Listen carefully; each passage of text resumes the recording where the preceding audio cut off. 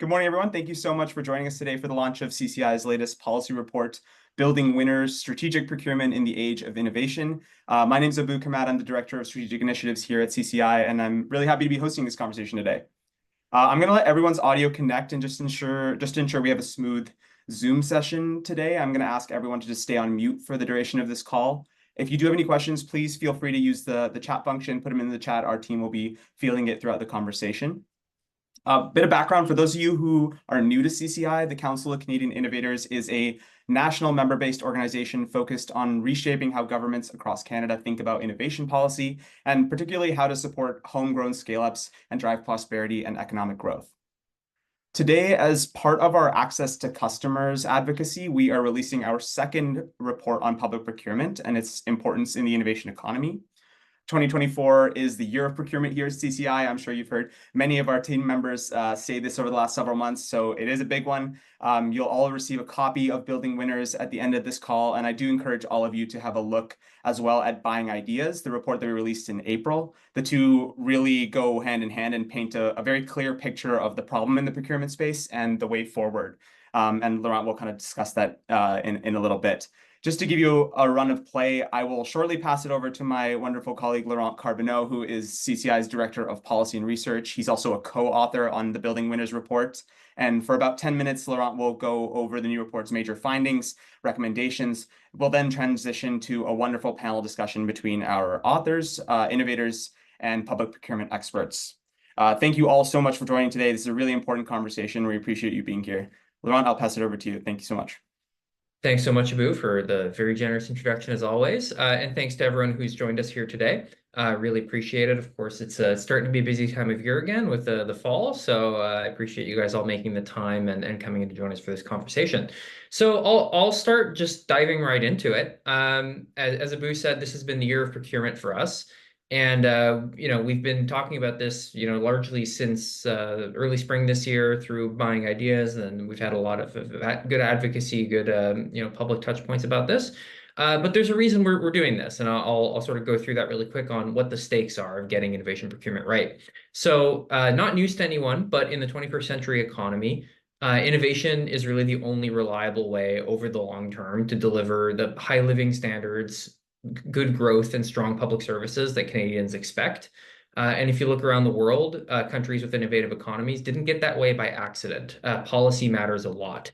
And when we're talking about which policies, of course, important frameworks like, an educated workforce, talent, access to capital, the right regulatory and standards frameworks, all of that stuff is really important. We spend a lot of time on all of those things at CCI. But a really important one is procurement, that sort of access to customers piece for shaping how innovation markets unfold. In Canada, public procurement is 15% of our GDP, 27% of our gross public spending across all levels of government. So this is a very, very big lever we have that we're not really using as part of our innovation policy toolkit. And really the year of procurement has been about, these are the stakes, and here's why we should start changing things. And of course, Abu mentioned our previous report, Buying Ideas. I would encourage you guys to take a look at that if you haven't already seen it. A lot of really good stuff in there as well. But we'll just go over to the next slide. Thanks. So 4 big changes to the innovation economy that have happened that make procurement more responsive to the needs of today in a way that maybe wasn't true a generation or 2 ago. So the first one is that the increased pace of innovation has really changed things. It means investing in innovation, in research and development, and in all of that is more uncertainty. You have less time to make your money back. So if you're sensitive to costs, sensitive to making your investment back, which most businesses are, this means it's a new risk for you to manage, and you may be more gun shy about making important investments in innovation. The second is that we have important emerging platform or general purpose technologies. I'll pick 2, AI and quantum are the ones we generally talk about. And to talk a little bit about a platform and general purpose technologies, a platform technology is like the internet. So something that is a platform for lots of other applications and uses. And a general purpose technology is something like electricity, which is really foundational to a whole technological system. So these are really, really big moments to get right. Classically, people talk about the example of the Canadian light bulb. which never made it into mass production despite beating Edison. So, these are important things to get right on the ground floor. And this is kind of a moment where we need to be really strategic and thinking hard about this. The third difference in the innovation economy is that it's really winner take most and firm centric. So when we talk about the innovation economy, you'll have seen lots of headlines about over the years about GAFA, FANG, the Magnificent Seven. This is really a world where a pretty small number of firms globally end up taking a lot of the profits and the share of the gains from innovation. So we need to be sensitive to that reality and think from a firm perspective about, where is Canada building the winners that are going to succeed in this new world of shorter timelines and new technologies. The fourth element of this is that there's a new reliance, or perhaps an enhanced reliance, on connections and ecosystems. It's a bit of a paradox because I just talked about, the importance of these firms, but these firms are really embedded in ecosystems. And, of course, Silicon Valley is one. Historically, you've had, the defense industrial complex in the US as well as kind of a diffuse one. These things really matter. In Canada, of course, we have really good ecosystems across the country. We have really strong universities, good institutions. All of these things really matter to an innovation ecosystem, but we have to make sure that they're well connected so that they're all rowing in the same direction. So why does procurement matter for all of these new challenges? It's because it's able to engage with all of them fairly directly. It de-risks investment in cutting edge technologies. It directly engages with firms and it helps connect ecosystems. So this is why we think procurement is really the way to go on this. So we'll go over to the next slide. So when we talk about Canada and its specific problems here, we have good economic hardware. We have good investment conditions, rule of law, as I said earlier, really good education system, natural resources, a lot of the things that honestly a lot of countries would love to have, right? These are really, really great assets. But the economic software in today's innovation economy is firms. They combine capital, labor, technology, and they deliver their products and services to markets. And that's really where we have a gap in our economic software. We don't have enough of those big, innovative domestic companies. Of course, at CCI, we're very happy to claim a lot of the ones we do have as members, and they're fantastic companies. But we do need more, and we need more scale. Like that's really the game here. If you look across the world, there's been a lot of discussion this year in Canada about productivity and productivity growth and how we're real laggard. If you look across the world at the economic fundamentals of a lot of economies, a lot of their productivity growth is actually coming from a really small number of firms that are at the leading edge technologically. So that's kind of, in many ways, the ball game here. And when we're talking about the Bank of Canada saying we have to break glass because of a productivity emergency, we need to think about how we can get more leading edge firms to global scale and become those winners that are going to take most. And procurement can really help build those. So we'll go over to the next slide. The other thing to really understand, I talked about how the innovation economy has changed, but the economy in general has also changed kind of as a consequence. First of all, we're living in a new era of what, I think we can call hands-on economics from the point of view of governments. Last year, we saw 2,500 global industrial policy interventions. And, we have some really big ones. We're talking about climate change and national security. So the Chips and Science Act in the US, also the IRA, the EU and China have also gotten in on this in very big ways. And of course, they're focused on these public policy outcomes, but they're also focused on sort of these strategic commercial and trade outcomes. So this is kind of a new era of industrial policy. And, many folks on this call will know, it's been out of fashion for most of the last half century or so. But what happened in the late 70s, early 80s is you had very competitive markets with very few technology moats and a low share of producer rents or profits.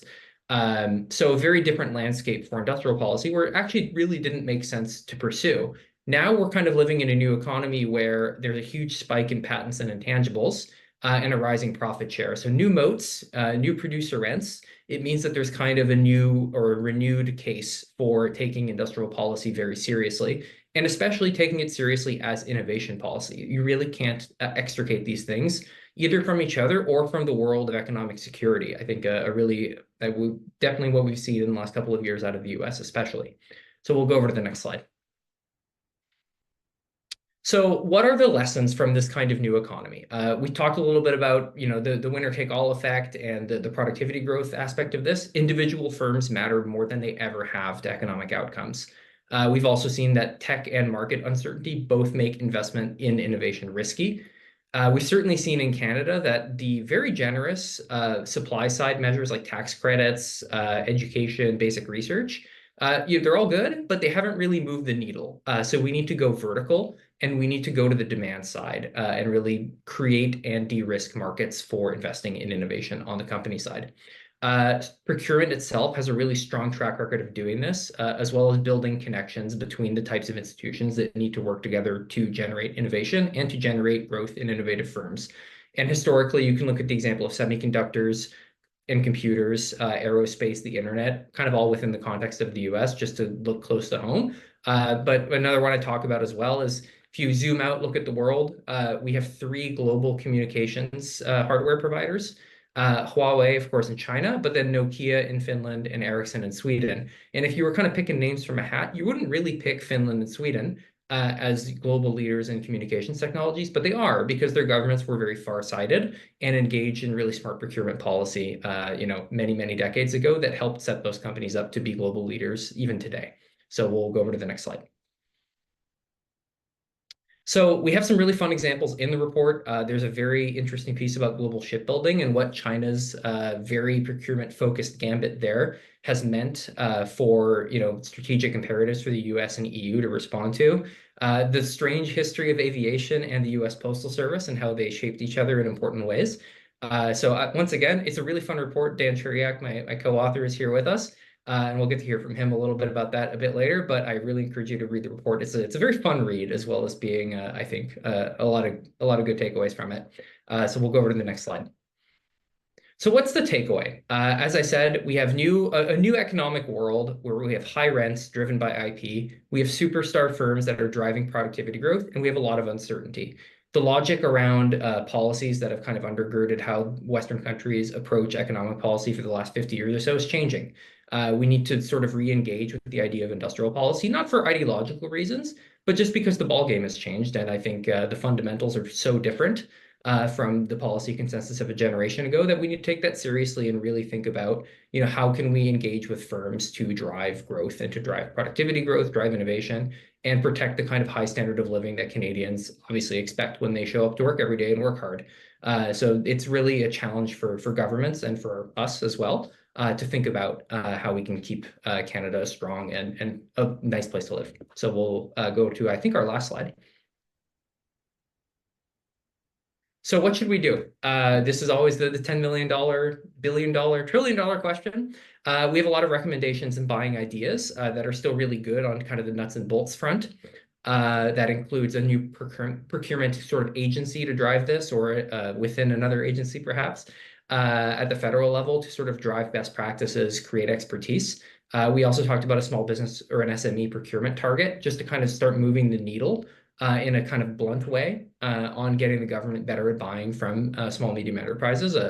Historically has not been super good at, especially in innovation. The things we've taken away from this report is we have to be ambitious.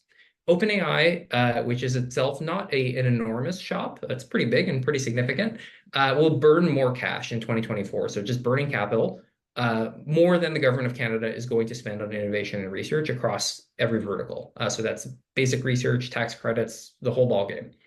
So we kind of need to realize that this is a very competitive global environment, and we need to take that seriously. The other piece is we need to stop spreading peanut butter. Maybe stop doing things that don't work and focus on things that do.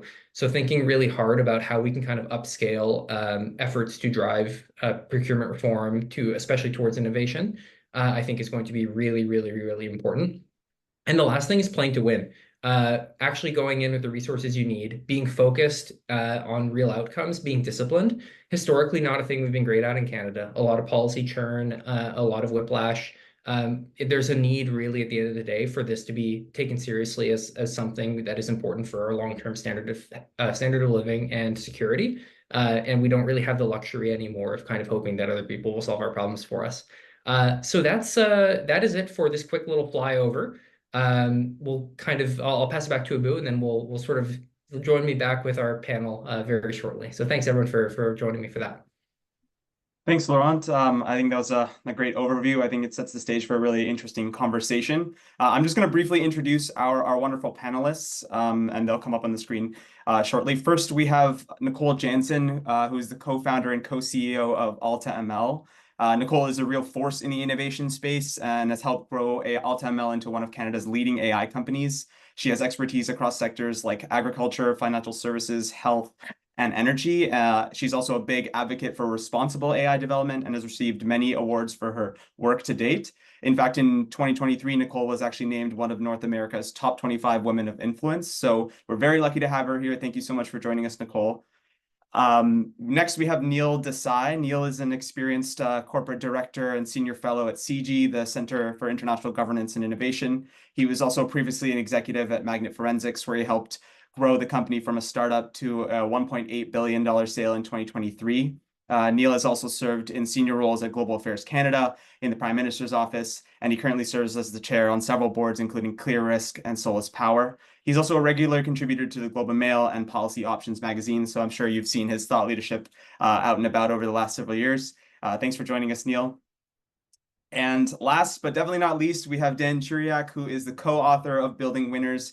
Dan is also a fellow at CIGI and the CD Howe Institute, and his work really focuses on the intersection of innovation and trade. He's also an expert on the economic impact of digital transformation, so a lot of relevance, a lot of expertise here. He's also previously served as the Deputy Chief Economist at Global Affairs Canada. So Dan, thank you so much, of course, for all your work on the report, but for joining us today. And Laurent, take it away.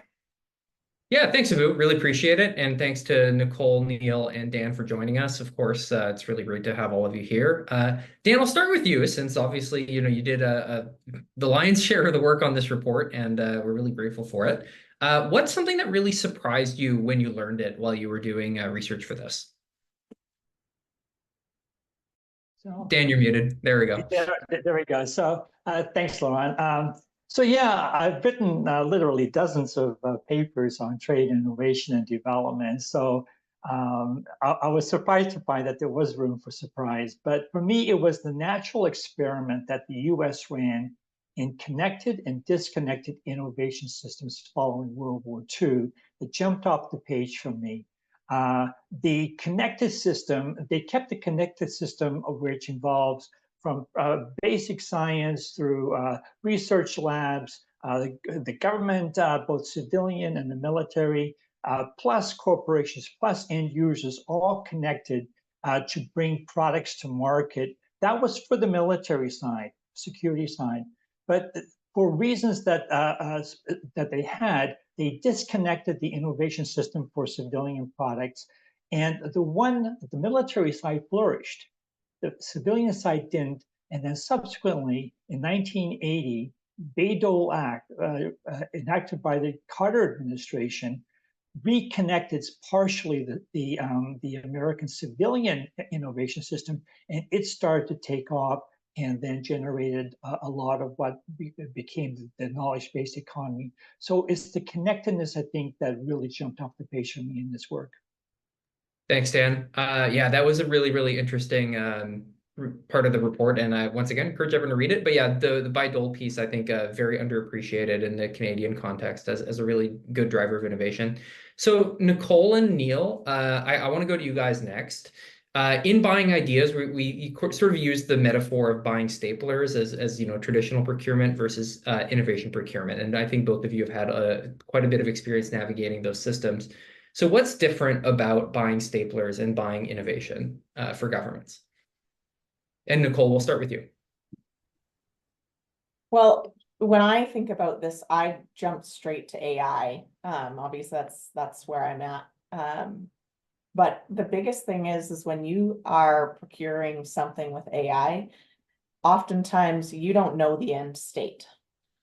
So I can't tell you exactly what this is going to look like at the end state, nor do you want me to, because what you're wanting me to do is be agile in my approach and shift and change as needed based on the things that we discover as we get into the data.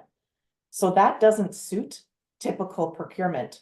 I can't give you this is what I'm going to commit to making for you. Instead, I have to say, these are the outcomes we're looking for.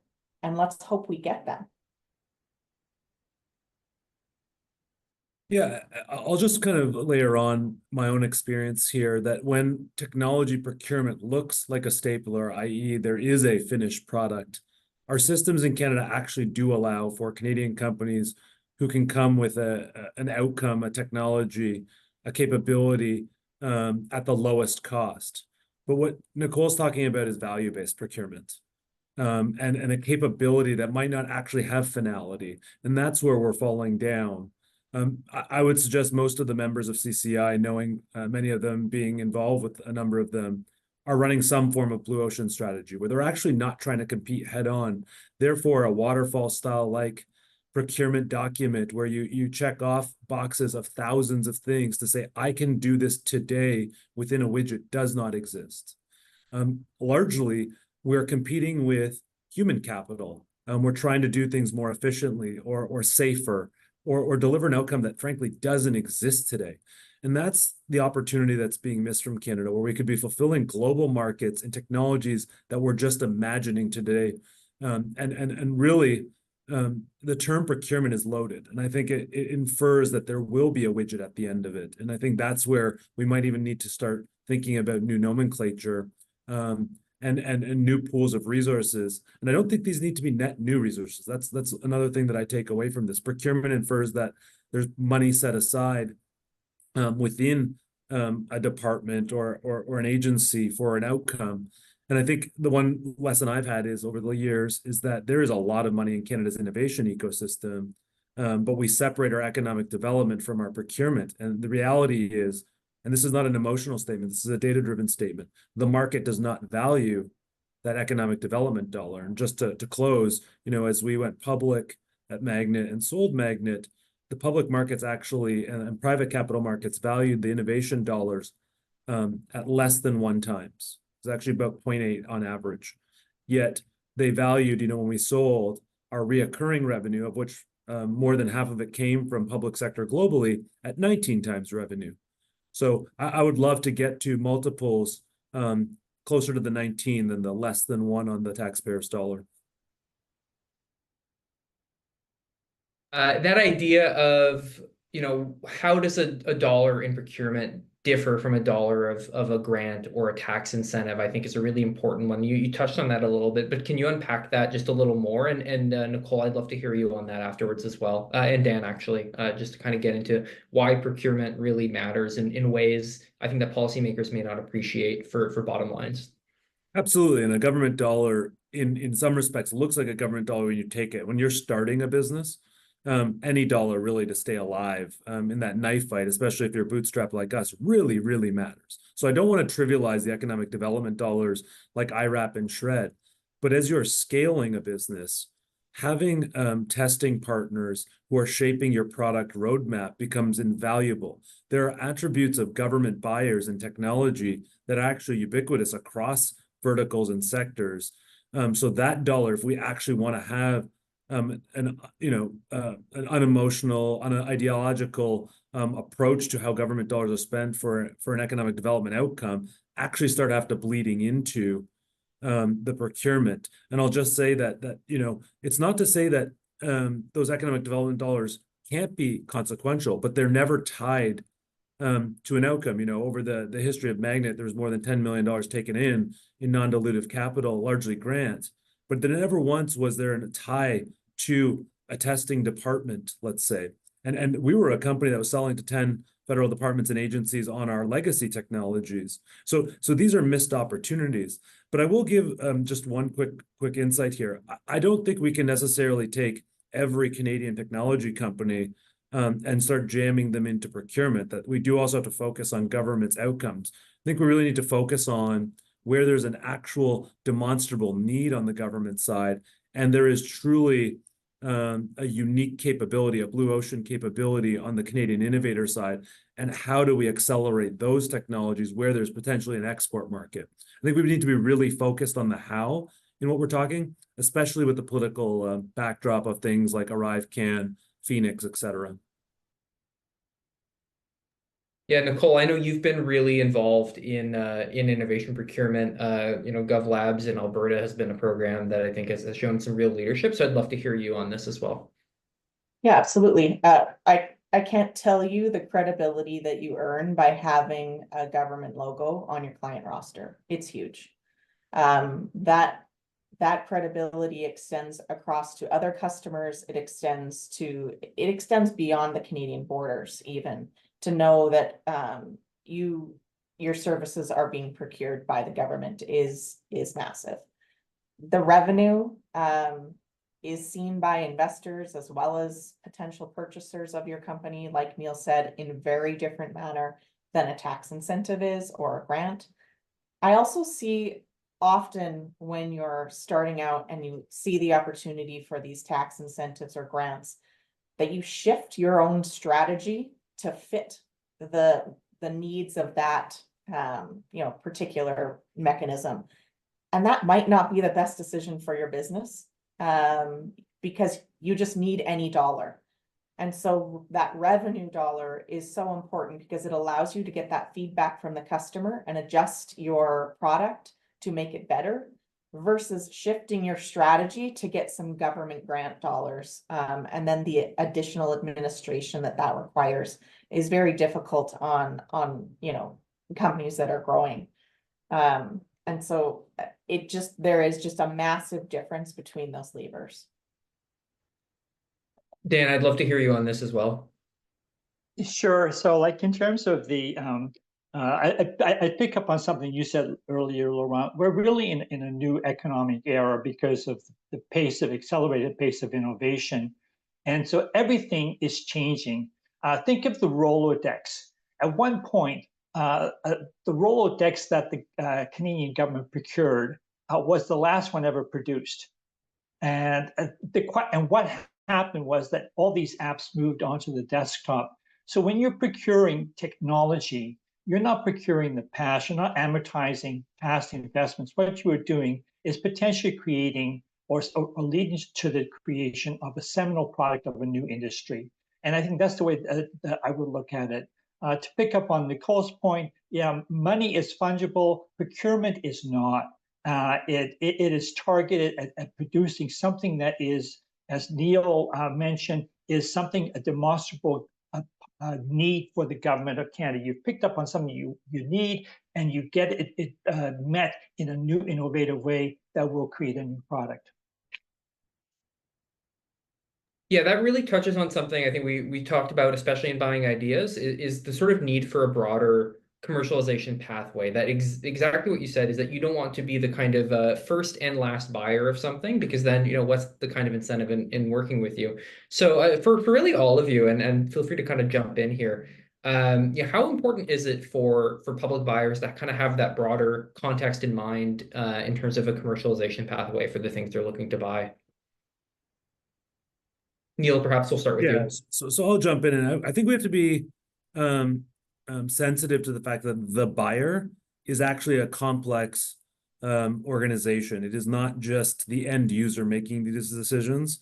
They're now having to go through multiple layers within their own organization and then across their organizations. We're talking about, I spent 10 years thinking about police and national security. They have to think about their policies. They have to think about Treasury Board guidelines. They have to think about shared services and the such.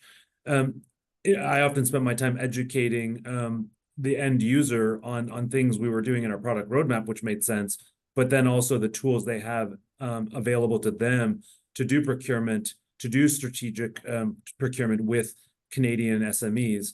I do think trying to consolidate that process within government, again, not for every problem, because there isn't going to be truly a Canadian innovator for every one of those problems. But when you have those moments, what's the concierge service within government to actually help use different tools? But I will say, when we're talking to the real procurements where there's actually large demonstrable needs with a global market, I think we also have to look at the methodology here and why we got to where we are. Procurement isn't what it is today because it was working so perfectly in widgets. I think there's an accountability overlay in Canada that is central to our system of governance, where there's a higher risk in other markets, and that's not going to go away overnight. So, what I've seen is, again, I think nomenclature matters. where there's an opportunity to do co-development, where there's a demonstrable capability in AI, like with what Nicole does. How do we get Nicole and her team to the table and demonstrate true agile development, true outcomes in shorter increments so that we can unlock potential larger procurements or potentially larger co-developments? And I think we have to manage for risk here. We can't just assume this is going to be a revolution. I think what we're talking about is a slow evolution. Dan, I see you raring to go there. Sure. So like in terms of, you asked how important is the commercialization path. I think it's absolutely critical. I mean, I think that's the lesson I take from the US natural experiment in connected versus unconnected innovation systems. When they disconnected the innovation system from that whole path, from primary science right through to the end customer being involved in the innovation process, that system languished and America started to fall behind. Whereas if you look at the military side, the DARPA system, which remained in that connected mode, it was the one that became, in fact, the face of American industrial policy. So I think having that connection is absolutely critical for Canada. And I think what Neil was talking about having, Nicole and her AI team at the table. Well, I think in many cases, an individual company in Canada will not have all the chops to produce a solution that the government of Canada needs. And so I think of joint ventures or a consortia of companies that we have that come together to create what might be the new Gazelle, the new high growth company, which then has that solution and which has the IP, which gives it the freedom to operate in that space. So the connectedness is critical. I think it's Go ahead. sharing just a high level of how the GovLab in the government of Alberta works, because to me, this is a best practice. The government of Alberta wanted this to happen. We worked together to create a program that would deliver all of the things they were looking for. They wanted talent development in the ecosystem, they wanted commercialization, and they wanted operationalization of AI solutions. So all departments, with our help, put forward their ideas for AI solutions. They go up against each other and compete for government dollars. The ones that win work with our senior teams. We bring interns into the process to upskill the ecosystem. And then for any of the things that we build, the government allows us to license the IP from them and commercialize that with a revenue share of any produced product that comes from that. The problems that we're tackling are cancer wait times. We're tackling wildfire prediction. We're tackling understanding where to place school investments and the impacts it has on surrounding communities and surrounding schools. And I could go on and on.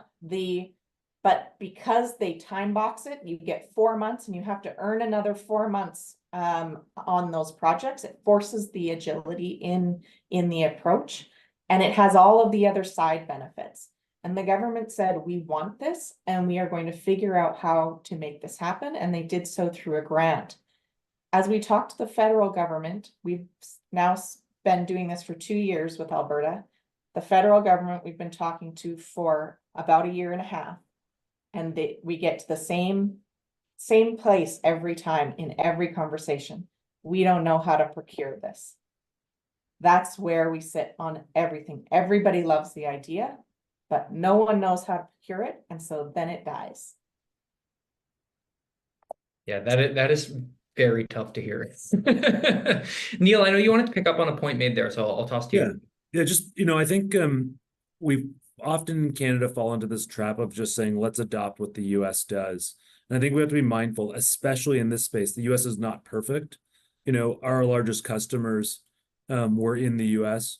And there are challenges with their system that human beings do respond to incentive structures. And a lot of times the incentive structure to co-develop or procure domestically is a quid pro quo. I'm just going to be blunt about that. And I don't mean that in a in a corrupt manner, but jobs post-retirement, things like that. We have a professional civil service largely in Canada at the operational level, the policy level, the procurement level. We need to start creating incentives because currently there's a disincentive. You actually will stunt your career by increasing your risk in your procurement by trying to co-develop or buying domestically. So I think we have to be mindful that the pitch in the dirt is just saying, let's adopt a US program. I see this frequently. There are other models globally, but we also have to be mindful of our own predicaments in Canada, in our public policy, and in our history, to develop the outcomes we want here. Yeah, thanks, Neil. And I'll just note for everyone watching, we've got a couple more questions to get through that we kind of came up on our side, but I see that there have been a couple questions asked. Please keep them coming. We'll sort of pivot to those in the next couple of minutes here. So if you have any questions you'd like to see answered, please do toss them in. So one thing I think we should talk about as well is this broad kind of shift to an intangibles economy, which I think all of you have experienced in different ways. What's something you wish that policymakers understood better or at all about the intangibles economy? And Dan, I saw you light up there, so we can start with you. Sure, there's a bunch of things that have been sort of hobby horses for me. I think that you mentioned the firms are the software of an economy. I don't think that this is really understood in our public policy sphere. We allow irreplaceable firms like Nortel to fail and be taken apart as if it had been a failed clothing retailer amongst 100 other clothing retailers. We should have nationalized it the way the British nationalized the Rolls-Royce jet engine division when it ran into cost overruns on their project for Lockheed, and then re-privatized it with new management. But we should have kept that software together. The second thing is that I don't believe there is any real understanding of the role of freedom to operate in incentivizing investment. For example, again, going back to Nortel, we sold off its IP portfolio, which basically transferred a lot of FTO out of the country. It could have been used to actually incentivize investment in this country. I don't think there's any appreciation of the smile curve in Canada. We were actively promoting ourselves as low-cost R&D suppliers, which means we are the hewers of wood and the drawers of water in this knowledge-based economy, selling our R&D services to create IP, which we then buy back at a premium price. So we want to be on the high parts of the smile curve, not at the bottom of it. I think a fourth thing is that I don't think there's any real appreciation of the soaring hurdle rate for investment. I'd like to hear from Neil on this, actually, and from Nicole. But right now, the shortened the product life cycle means that you have fewer years to amortize your investment outlays. And there's also steeply rising costs of finding new ideas and spiking uncertainty because of the sheer number of companies that are innovating using the new general purpose technologies. So I think that's a real disincentive for investment. Companies hesitate. I don't think our government really recognizes that. A fifth thing that I have yet to see in print is any real acknowledgement that when you have a new form of capital, and we talk about Gen AI as a technology, but when it becomes a stock of productive capital, it will change everything in our society and our economy.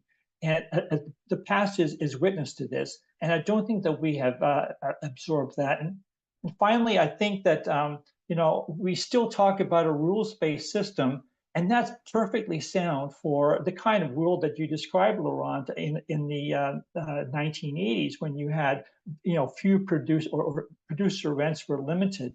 But we are now in a world where producer rents have soared, and there's strategic behavior all around. And Mario Draghi was just quoted saying he wants 800 billion euros to drive up European strategic investments. And we just are not, I think, appreciative of just how much the world has changed in that regard. So those are 6 ideas about the intangibles, the modern intangibles economy that I don't think have been internalized properly within the government of Canada. Thanks, Dan. Neil or Nicole, do either of you want to pick up on any of those pieces? Sure, I'll go to keep this moving. Dan, makes some very, very good policy points, and I think it's important to lay the rubber to the road. And I think we always talk about capital and investment in the format of dollars, and especially when you're a growth company, I don't want to trivialize that. It is important, but there are other contributions, and I'm going to talk about data, and I think Dan's circling around data, and I'm sure Nicole will have this, but in verticals that are growth verticals in software-based technologies like healthcare, like public safety, cybersecurity, et cetera, the value of the data that government actually holds into advancing technologies that will actually have wide global application and wide vertical application is an incredibly strong form of capital. And I've never once heard a public official talk about how that can actually be leveraged for an economic outcome to the benefit of all Canadians. And I think we have to start having a more thoughtful discourse on the value of that data, because it too, Dan talked about IP leakage and essentially the negative economic spillovers. We're also seeing that in the data world when we, again, and I appreciate, especially in generative AI, the capital investments, the long tail for economic viability. But if we don't participate in any of that work, and the we being precisely beneficial ownership firms of Canadians, I worry that we will, what we saw in the last generation of IP-intensive software, the party will be even worse for Canadians. We will be even more colonized in the Gen AI space. So the value of that data, and I think of healthcare specifically. I was in a business that was public safety intensive and work that frankly police officers shouldn't be doing. Look at some of the most abhorrent content. This would be one of the natural places AI could be helping triage evidence. But who gets access to that data is a very, very important policy question, and it will have commercial outcomes. I think that's a multiplier on healthcare data. And we have a natural advantage given we have a single payer system, or largely a single payer system in this country. Yet we only look at healthcare investments as one of our liabilities in this country. We never talk about it as an asset. And I think that's the level at which we have to be operating if we want to see return on investment.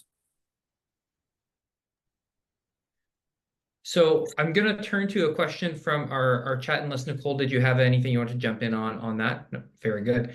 I just wanted to plus one Neil's comments there on the health data that we have as a country.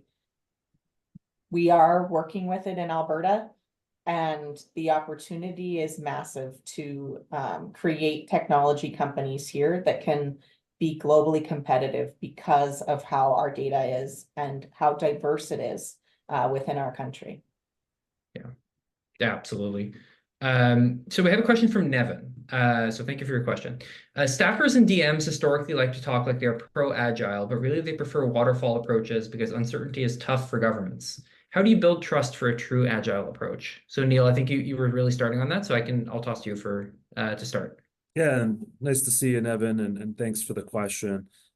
I'm a hyper incrementalist. We are not going to move from our waterfall system overnight.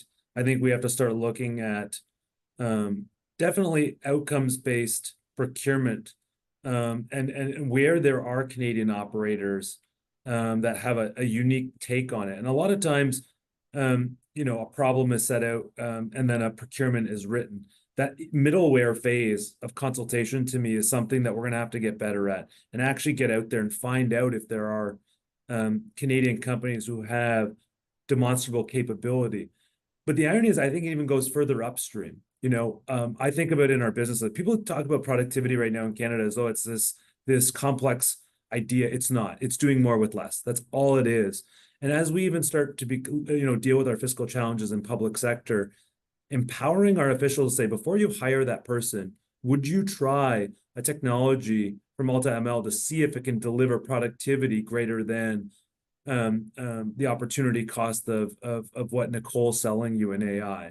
That's the level at which, but it has to be, I think, low dollar if we're going to be honest, and also build in opportunity for failure. but where that failure and the risk of that failure can be mitigated, and we're not going to see catastrophic results like we're seeing in these actually large-scale procurements like ArriveCAN and Phoenix. This to me is fast iteration, small dollars, small time window, so that companies can also move on if it's not working. This is not just about government moving on, it's also about companies moving on. So I think, again, being hyper incremental and managing the incentives, we have to promote people who are actually failing, but failing and mitigating risk. Nicole, do you want to jump on that? Probably nothing more to add than what Neil had to say. Very good.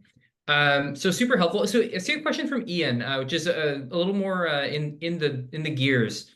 So we've tried a couple of tools to kind of help alleviate the situation. Innovative Solutions Canada is one, housed out of ISED. And then the Canadian Digital Service is another.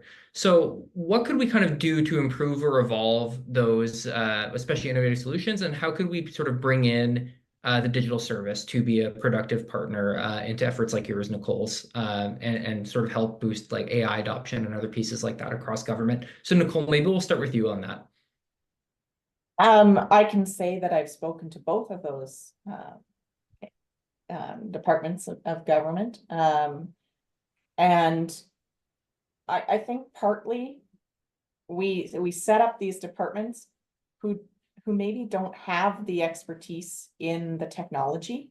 And so they're it's difficult to advocate for it throughout government when you don't understand the approach that's needed to make it effective.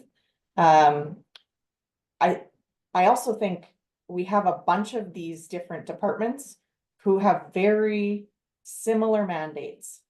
I'll tell you, I have been trying to navigate the federal government, and I've spoken to over 100 people. And everyone, I'm told, is the person. Turns out they're not. They know some, but they don't have the ability to do all the way to Chrystia Freeland. And so that is that,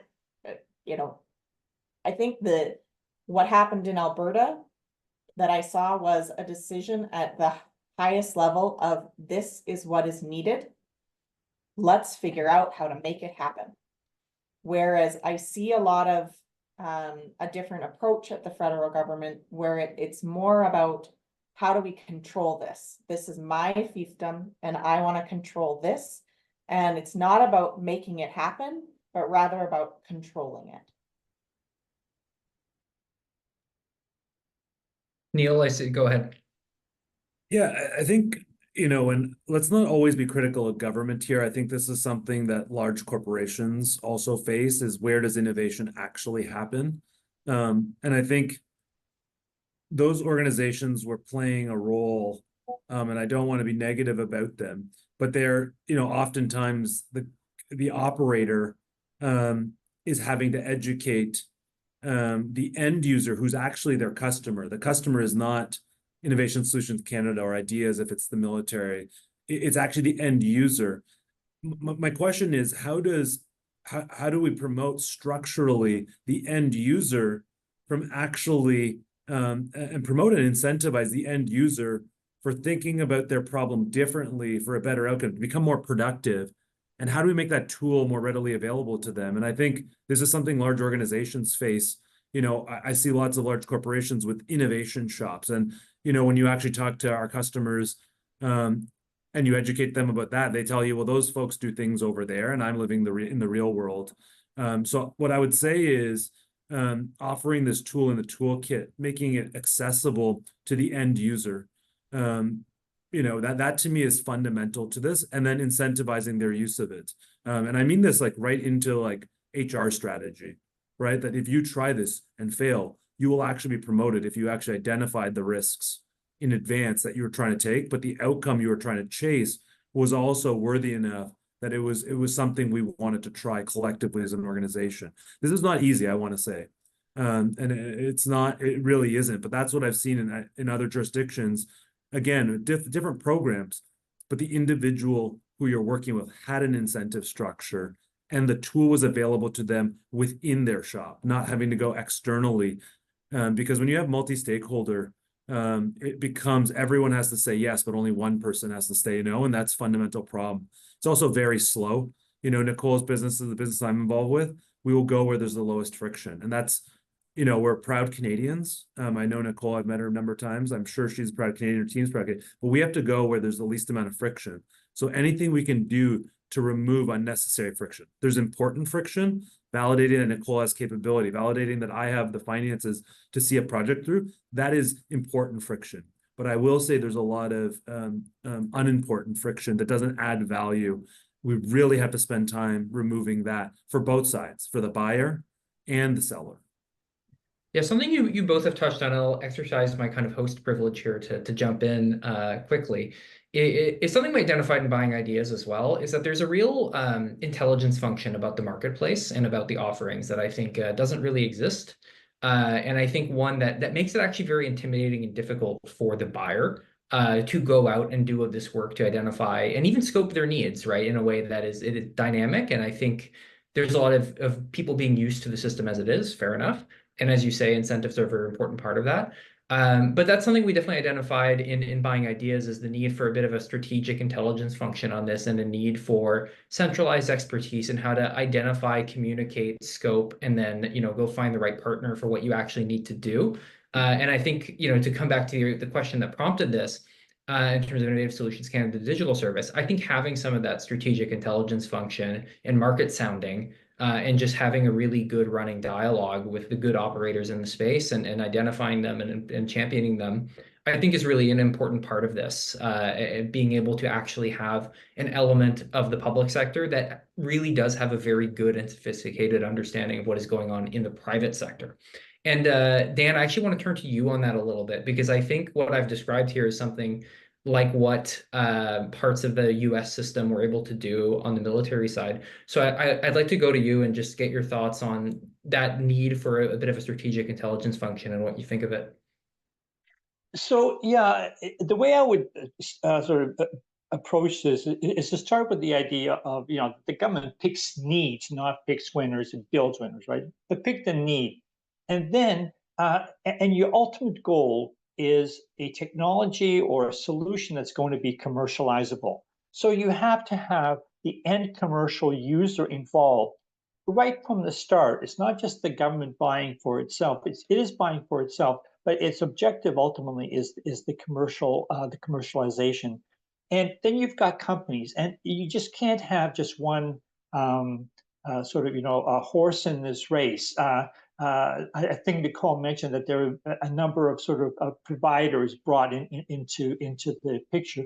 I think almost any new technology is going to have it's going to be a bit of a gamble, and you need to have several different conceptions of how to approach it in order for it to succeed. So what the government then does is it plays this convening role where, having identified the need, it brings together the companies that might be the solution providers. It brings in as well the end commercial users, who will then also provide very important feedback to the companies that are developing the solution as to what its specs must have to be in order for it to be commercially viable, along with the research community that then weighs in. If you think about the way Germany does that with the Fraunhofer Society, you know, being brought in to help provide specific technical solutions to specific problems. If you bring that connected system together, then you have a chance of solving a major problem and coming out with it in a way which is ultimately commercializable. And again, if we go back, this is not really new thinking. Go back to Michael Porter and his diamond.